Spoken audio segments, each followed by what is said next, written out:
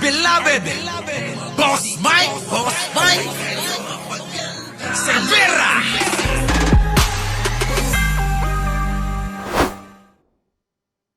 Sa Senado. Ito pa ngayon mga kababayan ang matindi. Itong si Bato na eto wanted na nga ho ito, di ba? Wanted na ho ito eh. Pinaghahanap na ho. Ayan mga kababayan ha. Basahin natin sa ABS-CBN. Sabi dito, DILG Secretary John B. Cremulya said they would follow the lead of Justice Secretary Frederick Bida after he ordered the PNP and NBI to implement the arrest. Ayan mga kababayan.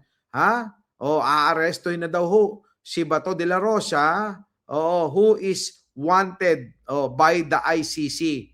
Nako, ngayon mga kababayan, ayan, DILG to implement the arrest warrant versus Bato de la Rosa after DOJ's order. Mga kababayan ko, di ba?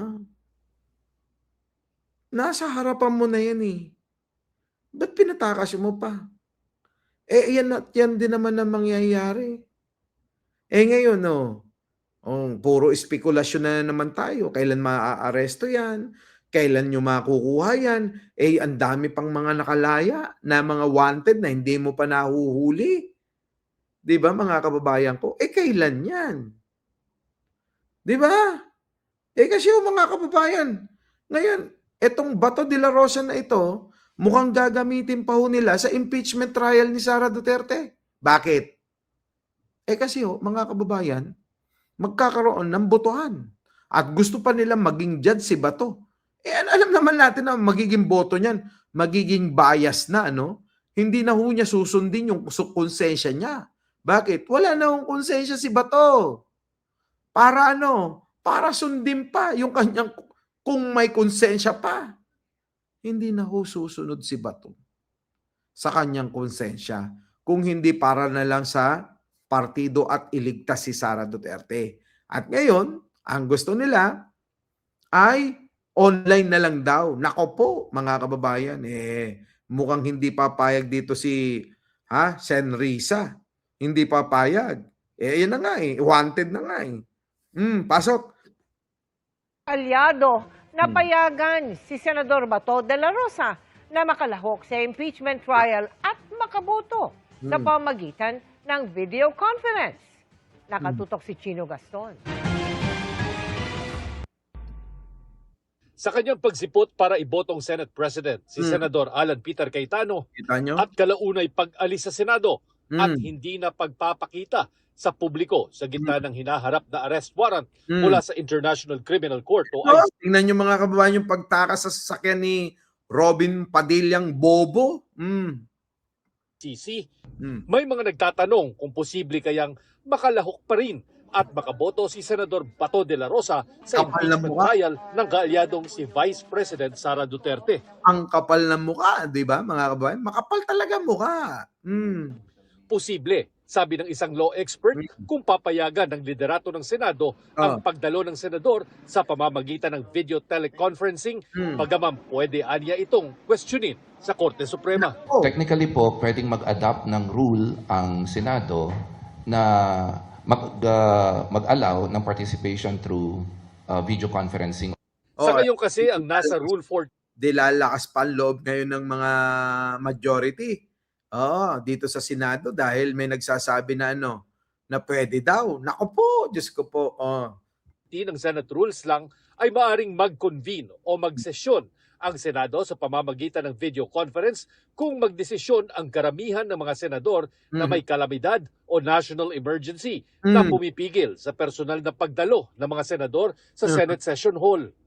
Nitong Mayo 11 lang, sa unang pagpapakita ni De La Rosa sa Senado mula nang magtago noong Nobyembre, iminumungkahi ng kaalyado niyang si Senador Rodante Marcoleta na baguhin ang Rule 14. Ang gusto ni Marcoleta, payagan si De La Rosa makalahok sa mga aktibidad ng Senado. Kita nyo, babaguhin daw yung Rule 14 para kay Bato de la Rosa para makadaloho sa gagawin nilang impeachment trial kay Sara. Kita nyo mga kababayan, para-paraan talaga. Para-paraan to. O, tuloy. This concerns the very institution where he belongs. It is not only a disrespect to an incumbent and sitting senator of the Republic, but this is Siyempre. an act ridiculing this institution. Sabi ng isang opisyal Alam nyo mga kababayan, ito yung kontrapelo ni Ping Lacson no? Na talagang lahat na lang talaga mga kababayan gagawin, baliin kahit wala sa rules ng Senate, gagawan mga kababayan. Di ba? Ito yung naging problema sa kanilang dalawa ni Ping Lacson Naging kontrapelo, di ba?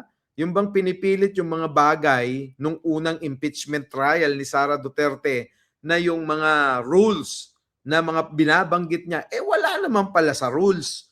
Kaya ho mga kababayan, etong si Marcoleta, lahat naman sila mapanlin lang talaga, no? Mapanlin lang, oo. ng Senate Rules Committee, bukod sa Senate Rules mismo, kailangan ding amyendahan ng rules ng impeachment court para payagan ang pagdalo sa impeachment trial sa pamamagitan ng video conference.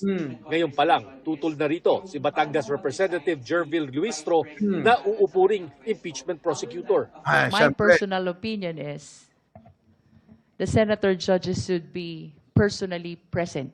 Mm. This is paramount because this is a constitutional mandate to have a correct appreciation of all the evidence to be presented.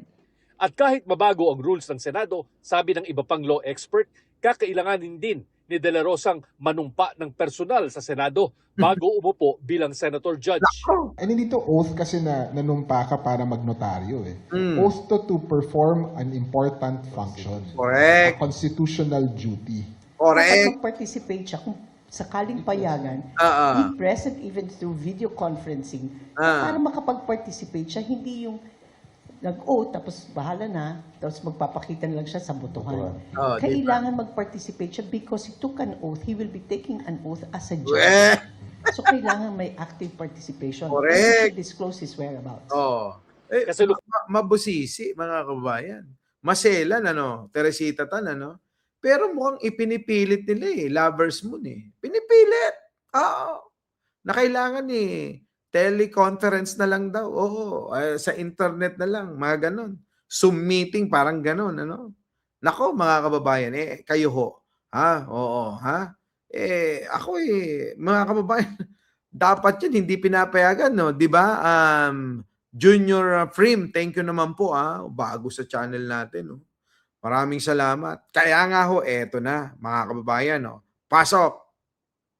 Yung mungkahi ni Senator Rodante Marcoleta na payag Na, boses ho, Ito ho ay panayam kay Senator Risa Ontiveros na kumukontra na ho agad, mga kababayan. Dito ho sa mungkahi ni Rodante Marcoleta na binoto nyo.